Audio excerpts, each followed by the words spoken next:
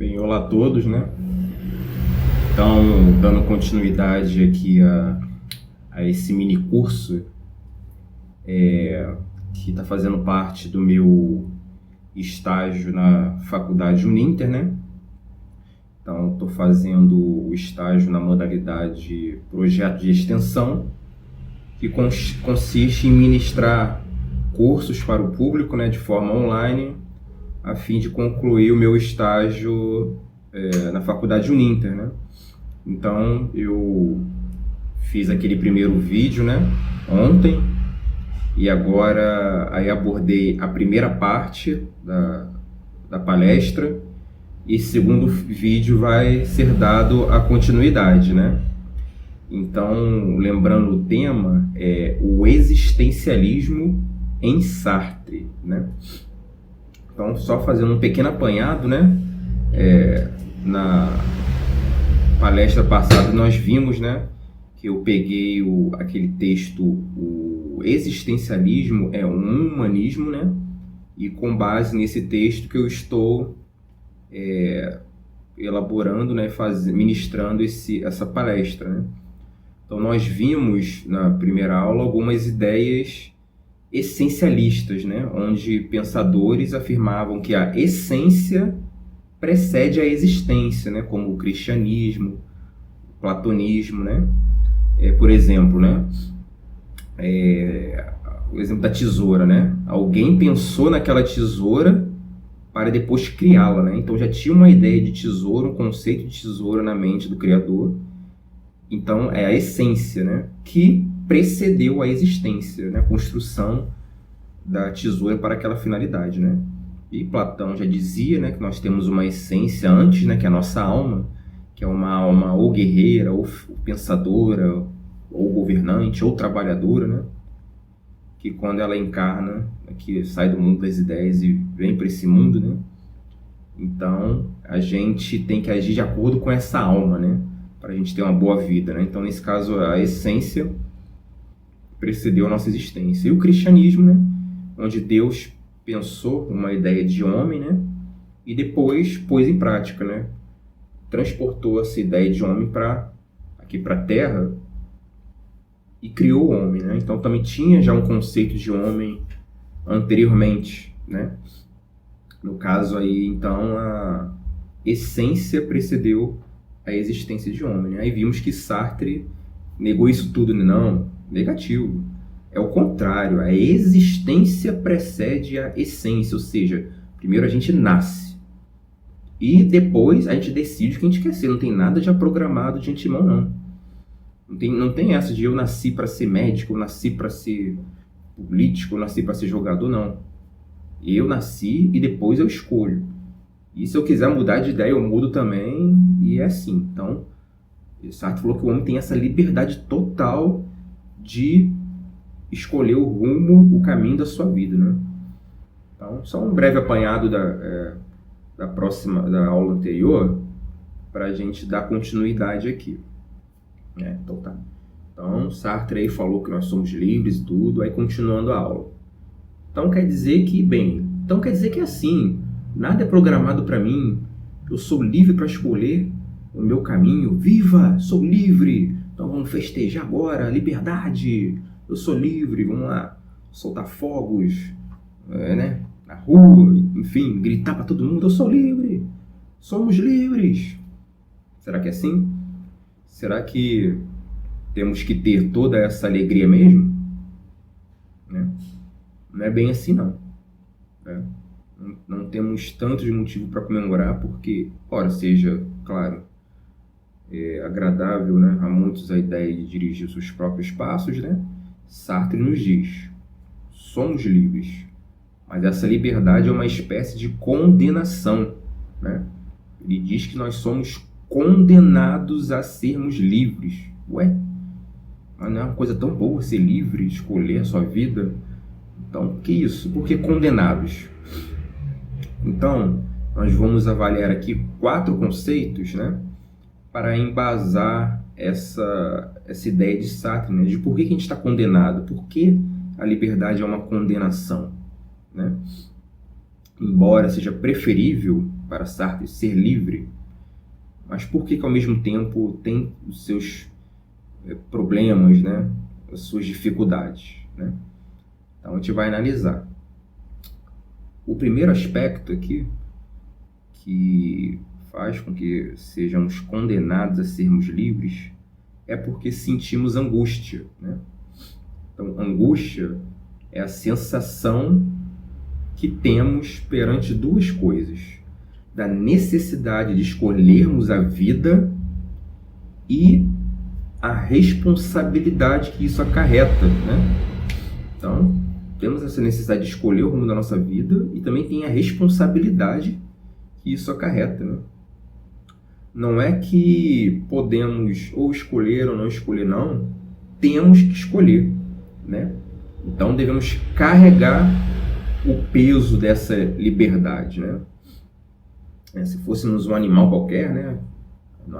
O animal age por instinto, né? Sobrevivência, comida, migração das aves, enfim, a construção lá da casinha dele, né? O inseto, a polinização da abelha, tudo instintivo, ela não escolhe, né? Aí realmente parece que tem uma essência já de abelha, de ave, tudo antes, já que já incorpora, né? Encarna na ave já, e ela é programada para aquela essência dela, né?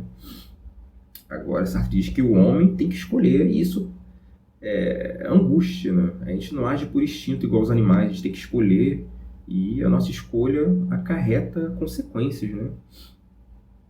Será que eu estou escolhendo a coisa certa? Será que é isso mesmo? E será que é aquilo outro? Será que eu vou escolher certo? Será que vai acontecer alguma coisa de errado? Então a gente tem essa angústia que vem acompanhado da escolha, né? Então a gente tem que carregar esse peso da liberdade, né? Não é aquelas mil maravilhas também que a gente pensa, né? A gente tem que lidar com esses dilemas da existência, né? Escolha de trabalho, e casamento, e faculdade, ter filhos, e isso, aquilo, outro. Enfim, a série de decisões que a gente tem que tomar na vida, e isso nos angustia, né? Então, todos os dilemas daquela tesoura, né? Que a gente já falou bastante, são resolvidos já na finalidade dela, né? Bem, ela nasceu para cortar e pronto, né? Suponhamos, né? Que ela pudesse avaliar a tesoura. Então ela nasceu para cortar e pronto. Então ela não se angustia com escolhas, né? Será que eu sigo minha vida cortando papel ou fazendo um lindo desenho numa tela de pintura? Não, a tesoura não foi feita para pintar, para desenhar. Então ela não precisa ter essa escolha, né? Ela nasceu para aquilo e pronto, cortar. Não precisa decidir. Então a responsabilidade da escolha nos angustia, né?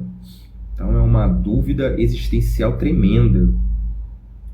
Então somos convidados, por exemplo, né, a trabalhar em 2 lugares, né? E aí, caraca, onde é que eu vou trabalhar? Vou trabalhar na empresa A ou na empresa B, né? Porque às vezes acontece a gente fazer uma escolha e, a gente se dá bem, né? Aí você escolhe tal lugar para trabalhar. Depois de um tempo você vê que aquilo realmente foi uma boa escolha. Você, caraca, ainda bem que eu escolhi esse lugar. Imagina se eu tivesse escolhido aquele outro e acontecer aquilo e aquilo outro. Ufa, né? Tu fica aliviado quando, né? Mas tem outro lado também. Já pensou que tu escolhe o lugar e, caraca, não é nada disso que eu pensava, e que condições ruins, e que patrão merda, né? Caramba, eu deixei de escolher aquele outro emprego que ia ser bem melhor. Então, tá vendo? Tem os 2 lados da moeda, né? Não tem como saber, né? Temos que escolher e arcar com as consequências da nossa escolha, né? Se você tem um caminho A, B e C, né, para escolher, escolhe o A, você não tem como saber o que aconteceria se você tivesse escolhido o caminho B ou C. Não tem, né?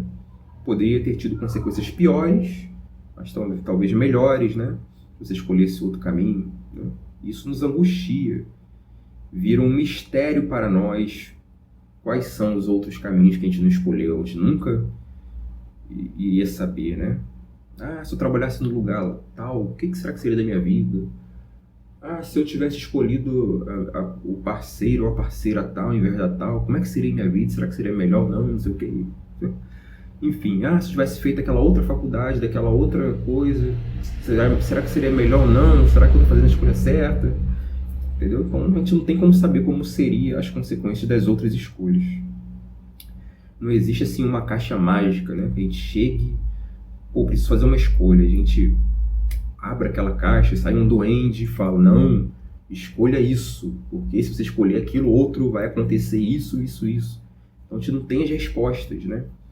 Sobre o que fazer, né? Então isso nos angustia muito. E Sartre ele ainda vai mais longe, né? Porque ele diz que quando a gente escolhe, a gente não assume só as consequências individuais dos nossos atos, mas os da humanidade também, né? Pois a sua decisão afeta os outros também, né? A decisão dos outros, né? Por exemplo, quando eu escolho não escolher um candidato nas eleições, né?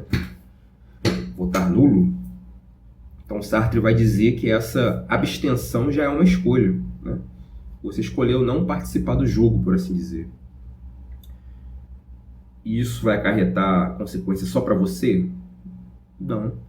Essa sua escolha de não escolher o candidato, né, acarreta aí consequências para toda outra sociedade, né? E vai, com certeza, a sua abstenção vai acabar fortalecendo um outro candidato, né, que pode não ser o melhor para a sociedade, né? Ou outra coisa, né, você escolhe, né, alguém e esse alguém, né, faz um péssimo governo. E aí, né? Então, olha só, você escolheu um candidato, a pessoa faz um péssimo governo, né, horrível. E os outros que não escolheram esse candidato que você escolheu, será que eles estão isentos do mau governo dele? Não. Ou seja, eles estão também pagando pela sua má escolha, né? Mesmo eles não escolhendo o teu candidato, eles estão sofrendo as consequências pela sua escolha. Então, olha como é que a nossa decisão pessoal afeta outros também. Isso tudo nos angustia muito, né? Os outros que não escolheram vão sofrer as mesmas consequências, né? Ou o contrário, né? Aí você escolhe alguém e alguém faz um bom governo, né? Quem não escolheu essa pessoa, pensando que um outro seria melhor, né, acaba se beneficiando da tua escolha, né? Então, tem sempre os dois lados aí da moeda, mas sempre também outros pagam o pato pelas nossas escolhas. Então aí você chega à conclusão, porra, liberdade é uma droga, né? Caramba, que coisa difícil. Essa angústia, né, de ter que escolher e as consequências dos meus atos, e os outros ainda sofrendo pelas consequências dos meus atos. Eu prefiro ser um cavalo, uma tesoura, né? Algo já pré-definido para fazer tal coisa, ser criado por Deus, ou ser fruto de uma estrutura econômica e social, né, que vai dizer o que eu vou ser na sociedade, né? Então, é por isso que muita gente acredita nisso, porque é mais fácil, né, ser escravo, né? Prefiro me abster de escolher de tudo e já ser isso pré-determinado, assim. É uma atitude meio preguiçosa, né? Então, nós vimos aí dos 4 aspectos, o primeiro, que é a angústia, né? Que nos faz chegar a essa conclusão de que a liberdade é uma condenação, né? A angústia. Agora, o outro aspecto é o desamparo, né? Por que desamparo? Então, porque quando nós decidimos, além de termos a responsabilidade individual e coletiva pelas nossas escolhas, né? Até já conversamos um pouquinho sobre isso, não há garantia que a nossa escolha vai ser certa, vai ser o melhor para mim e para os outros. Então, a gente se sente desamparado, né? A gente não tem um guia para nos amparar, para nos dizer o que fazer, né? Não há aquela caixa com todas as respostas possíveis, né? Não temos critérios absolutos para decidirmos o mundo, a nossa vida. Não tem um conjunto de regras certas que se fizer aquilo é o melhor para você, é o melhor para a sociedade, né? Então, isso é um desamparo. Não tem receita de bolo, não tem receita de bolo. É aprendendo com a experiência, né? Então, Aí Sartre, diante disso, faz até uma citação. Estamos sós e sem desculpas, né? E que desculpas são essas, né? Vamos arrumar aí um Deus para vir com um gabarito qualquer pra gente, né? Um conjunto de leis, de fórmulas, uns 10 mandamentos aí, né? Para decidir algumas coisas por nós aí, porque tá difícil, né? Por favor, decidam alguma coisa por nós, porque é difícil, é a angústia, é o desamparo de não ter ninguém para me guiar, né? Então, me guiem, por favor. Alguém pensa, né? Então, que droga, não aguento mais ser livre, né? Então, esse que é o desamparo que Sartre nos fala, né? Ninguém vai vir com valores absolutos para apoiar as nossas decisões. Nenhuma instância suprema vai decidir por nós. E aí até Dostoiévski, né, ele falou: se Deus não existe, tudo é permitido. Pois é, aí Sartre diz: pois é, não existe. Como a gente vai viver então agora? Né? Posto que não temos gurus, estamos desamparados. Né? Só deixando claro aqui que eu estou falando as ideias do Sartre, né? Não as minhas, né? Sartre era ateu, né? Então ele confronta Dostoiévski dizendo, né? Então, Deus não existe agora, realmente. E aí, como é que vai ser? Não temos nenhum guia, nem ninguém para decidir pela gente. Então, posto que não temos esses gurus, estamos desamparados. Então, se eu sou livre para fazer o que eu quero, né?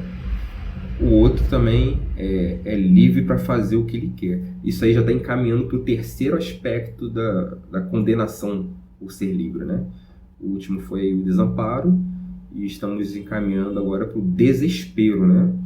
Poxa, eu sou livre para fazer o que eu quero, mas aí o meu fulano aqui do lado, meu vizinho, também é livre para fazer o que ele quer, né? E aí? E quando duas escolhas colidem, né?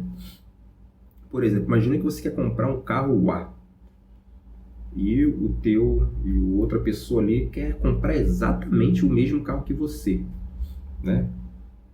E aí, quem que vai ficar com o carro, né? Como é que vai ser? O que acontece? Isso aí se chama desespero, né? Essa sensação das liberdades se chocando, né? Então, tem a sua liberdade, mas sempre a do outro deve ser pensada também. Então, esse é um outro desdobramento da liberdade, né?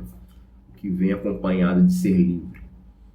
O último aspecto é a covardia ou a má fé, né? Covarde por quê? Quem é esse covarde, né? É aquele que, mesmo com esses problemas da liberdade, né, essas dificuldades, angústia, desespero, desamparo, escolhe negar a sua liberdade, né? Então, mesmo sendo livre, essa pessoa de má fé, ela prefere se esconder atrás de desculpas para não exercer a sua liberdade, né? Então, aquele que se agarra a pretextos, a desculpas, né? Tem o nome de um livro de Sartre, né, o mais famoso, né? O Ser e o Nada, né? Que ele diz que o ser, né, é uma tesoura, por exemplo, um cadeira, um cachorro, e o nada é o homem. Ué, por que uma cadeira, um cachorro, uma tesoura é alguma coisa, é o ser, e o homem é o nada? Né? É porque o nada pode tudo, né? Do nada pode ser diversas coisas surgirem, né? Então, dizendo que o homem pode escolher o rumo do caminho dele, né? Pode tudo, por assim dizer. Quem é o covarde? É o negador do nada, né? Da liberdade, né? E eu não sou livre, né? Então, esse nega a sua liberdade. Então, você conhece alguém que se esconde atrás das circunstâncias para negar a sua liberdade de agir? Olha que existe, né? Tem aqueles que, quando se dão bem, né, perante as suas escolhas, não, eu sou bonzão, eu sou tal, olha aí, escolhi fazer isso, olha o resultado, né? Mas aí quando se dá mal, não foi culpa minha, né? foi totalmente culpa do outro ali. Por isso que não deu certo o que eu queria fazer, né? Ou senão não deu certo porque a economia está em crise, né? Ou eu não consegui fazer isso porque eu não nasci para isso, ou porque Deus não quis. Então todas essas palhaçadas e desculpas assim, né? Para a pessoa não escolher a vida, né? Sempre colocando o pretexto em outras coisas externas, né? Pelo resultado da ação da pessoa. Não, pô, deu ruim, vamos assumir as consequências, velho. E isso vem junto com a nossa liberdade de agir, né? Fazer o quê? Então, essa pessoa de má fé, covarde, joga a culpa nos outros, né? Nunca assume suas atitudes, né? Eu não posso, eu não tenho capacidade, eu não nasci para isso, né? Por exemplo, político, né? Não, eu não investi na educação porque a economia tá mal e tal, ou porque fulano fez isso e nunca pode, né? Então a pessoa não tem peito, né? Então não tem essa de, eu não nasci para isso, né? Faça o que você tem que fazer. Faça suas escolhas e arque com as consequências, né? Sendo elas boas ou ruins, né? Não se nasce covarde ou herói, se constrói, né? Cada um desses, né? Por exemplo, será que Cazuza, né? Cazuza, nossa, nasceu para ser compositor e cantor. Que poeta! Nasceu para ser compositor e cantor? Nasceu nada, né? Ele se fez assim, né?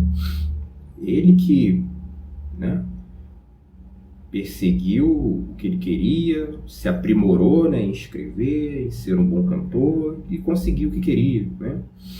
Assim como o médico, né, que estudou vários anos para conseguir ser médico, né? Então ele não nasceu para isso, ele se fez assim, né?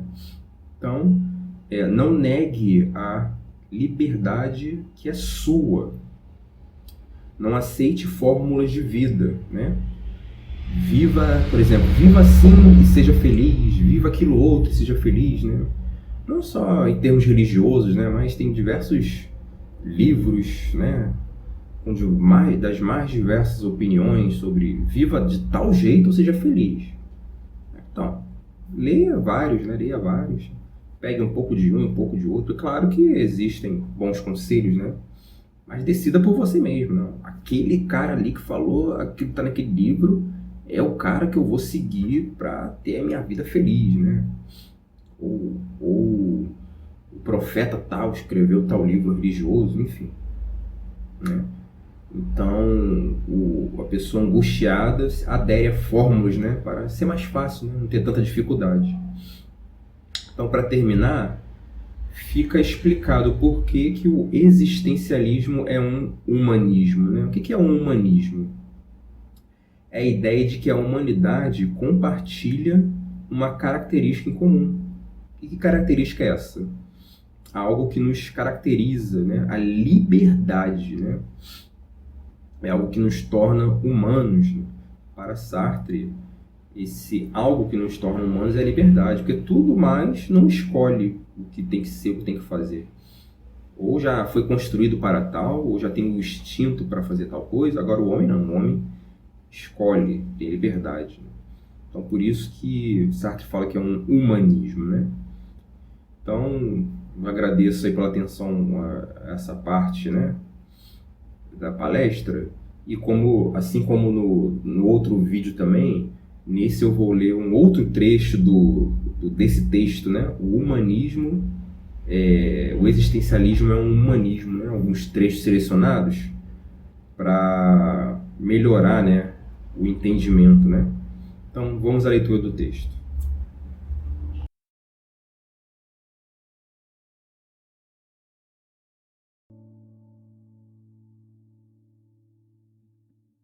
Bem, então fazendo a leitura aqui novamente, né, dessa segunda parte do artigo. Da outra vez a gente tinha lido as partes referentes ao primeiro vídeo, né? Então agora sobre esse segundo vídeo, eu selecionei algumas partes principais aqui também, que nos fazem entender ainda melhor essa questão toda que foi falada da angústia, né? Da desamparo, desespero, enfim. Então, vamos ver o que o Sartre aqui fala no livro, no artigo dele, né? O humanismo, o existencialismo é um humanismo, né? Só relembrando o título do artigo, que, como eu falei no outro vídeo, esse aqui vai ficar disponível aí na descrição para quem quiser baixar, né? Tem poucas páginas, né? 28 páginas, e dá para ler rápido, né? E é uma leitura bem fácil, né? Então, quem quiser se aprofundar e continuar a leitura depois, é só baixar no link. Então, ele fala assim: em primeiro lugar, como devemos entender a angústia? O existencialista declara frequentemente que o homem é angústia. Tal afirmação significa o seguinte: o homem que se engaja e que se dá conta de que ele não é apenas aquele que escolheu ser, mas também um legislador que escolhe simultaneamente a si mesmo e a humanidade inteira, não consegue escapar ao sentimento de sua total e profunda responsabilidade. É fato que muitas pessoas não sentem ansiedade, porém nós estamos convictos de que essas pessoas mascaram a ansiedade perante si mesmas, evitam encará-la. Certamente, muitos pensam que, ao agir, estão apenas engajando a si próprios. E, quando se lhes pergunta, mas se todos fizessem o mesmo? Eles encolhem os ombros e respondem: nem todos fazem o mesmo. Porém, na verdade, devemos sempre perguntar-nos o que aconteceria se todo mundo fizesse como nós. E não podemos escapar a esta pergunta inquietante a não ser através de uma espécie de má-fé. Aquele que mente e que se desculpa dizendo nem todo mundo faz o mesmo é alguém que não está em paz com sua consciência, pois o fato de mentir implica um valor universal atribuído à mentira. Mesmo quando ela se disfarça, a angústia aparece. Estou continuando aqui embaixo. Tudo o que se passa como se a humanidade inteira estivesse de olhos fixos em cada homem e se regrasse por suas ações. E cada homem deve perguntar a si próprio: sou eu realmente aquele que tem o direito de agir de tal forma que meus atos sirvam de norma para toda a humanidade? E se ele não fizer a si mesmo essa pergunta, é porque está mascarando sua angústia. Não se trata de uma angústia que conduz ao quietismo, à inação. Trata-se de uma angústia simples, que todos aqueles que um dia tiverem responsabilidades conhecem bem. Quando, por exemplo, um chefe militar assume a responsabilidade de uma ofensiva e envia para a morte certo número de homens, ele escolhe fazê-lo e, no fundo, escolhe sozinho. Certamente algumas ordens vêm de cima, porém são abertas demais e exigem uma interpretação. É dessa interpretação, a responsabilidade sua, que depende a vida de 10, 14 ou 20 homens. Não é possível que não exista certa angústia na decisão tomada. Todos os chefes conhecem essa angústia. Mas isso não os impede de agir. Muito pelo contrário. É a própria angústia que constitui a condição de sua ação, pois ela pressupõe que eles encarem a pluralidade dos possíveis e que, ao escolher um caminho, eles se deem conta de que ele não tem nenhum valor a não ser o de ter sido escolhido. Veremos que esse tipo de angústia a que o existencialismo descreve se aplica também por uma responsabilidade direta para com os outros homens engajados pela escolha. Não se trata de uma cortina entreposta entre nós e a ação, mas parte constitutiva da própria ação. Então, falando agora sobre um pouco o desamparo, né? Saindo da angústia e falando sobre aquele desamparo que nós comentamos no vídeo também. Estamos desamparados. Tentarei dar-lhes um exemplo que permita compreender melhor o desamparo. Contarei o caso de um dos meus alunos que veio procurar-me nas seguintes circunstâncias. O pai estava brigando com a mãe e tinha tendências colaboracionistas. O irmão mais velho morrera durante a ofensiva alemã de 1940, e esse jovem, com os sentimentos um pouco primitivos, mas generosos, desejava vingá-lo. A mãe vivia só com ele, muito perturbada pela semi-traição do pai e pela morte do filho mais velho, e ele era seu único consolo. Esse jovem tinha, naquele momento, a seguinte escolha: partir para a Inglaterra e alistar-se nas forças francesas livres, ou seja, abandonar a mãe, ou permanecer com a mãe e ajudá-la a viver. Ele tinha consciência de que a mãe só vivia em função dele e que o seu desaparecimento, talvez a sua morte, a mergulharia no desespero.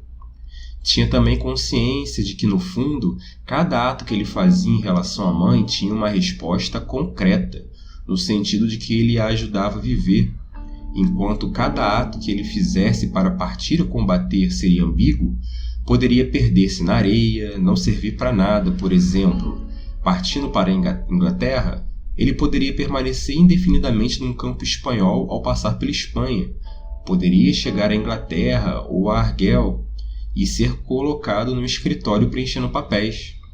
Encontrava-se assim perante dois tipos de ação muito diferentes, uma delas concreta, imediata, porém dirigida a um só indivíduo, a outra dirigida a um conjunto infinitamente mais vasto, uma coletividade nacional, mas por isso, mesmo ambígua e podendo ser interrompida a meio caminho, simultaneamente ele hesitava entre dois tipos de moral. De um lado, uma moral da simpatia, da devoção individual, e de outro lado, uma moral mais ampla, mas de uma eficácia mais contestável. Precisava escolher uma das duas. Quem poderia ajudá-lo a escolher? A doutrina cristã? Não. A doutrina cristã diz: sede caridosos, amai o próximo, sacrificai-vos por vosso semelhante, escolhei o caminho mais árduo, etc, etc. Mas qual é o caminho mais árduo? Quem devemos amar como irmão, o combatente ou a mãe? Qual a utilidade maior, aquela vaga de participar de um corpo de combate, ou a outra, precisa, de ajudar um ser específico a viver? Quem pode decidir a priori? Ninguém. Nenhuma moral estabelecida tem uma resposta. Então aqui, nessa parte final, vocês dirão: bem, pelo menos o jovem procurou o professor para pedir-lhe conselho. Porém, se vocês procurassem um padre, por exemplo, para que ele os aconselhe, vocês estarão escolhendo esse padre e, no fundo, vocês já estarão sabendo aproximadamente o que ele lhes irá aconselhar. Ou seja, escolher o conselheiro é ainda engajar-se. A prova disso está em que, se vocês forem cristãos, dirão: consulte o padre. Existem, no entanto, padres colaboracionistas, padres oportunistas, padres resistentes. Qual deles escolher? E, se o jovem escolher um padre resistente ou um padre colaboracionista, já estará decidindo o tipo de conselho que irá receber. Assim, vindo procurar-me, ele sabia a resposta que eu lhe daria, e eu só tinha uma única resposta: você é livre. Escolha, isto é, invente. Nenhuma moral geral poderá indicar-lhe o caminho a seguir. Não existem sinais no mundo. Então, muito interessante esse exemplo aqui, né? Mostrando a liberdade, né? E ao mesmo tempo a condenação, né? Aquela angústia, o desespero de ter que decidir o que eu vou fazer, qual vai ser o melhor para mim, né? E sem saber, sem ter nenhuma ideia das consequências, né? Então fica o incentivo aí para quem quiser dar continuidade na leitura e ficar por dentro desse assunto aí que é tão interessante, né, para todos nós. Valeu, obrigado, um abraço.